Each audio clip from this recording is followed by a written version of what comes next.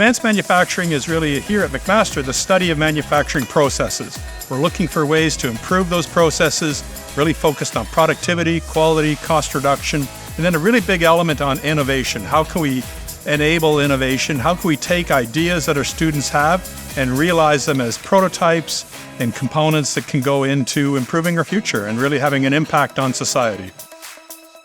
A big aspect of the work that we do is collaborating with our industry partners, really taking the problems that they see every day in production and converting them into answers that they can implement. Being a grad student here at the McMaster Manufacturing Research Institute, I had the opportunity to actually work very closely with industry partners. They gave me the opportunity and the expertise and worked very closely with me to develop my entire research.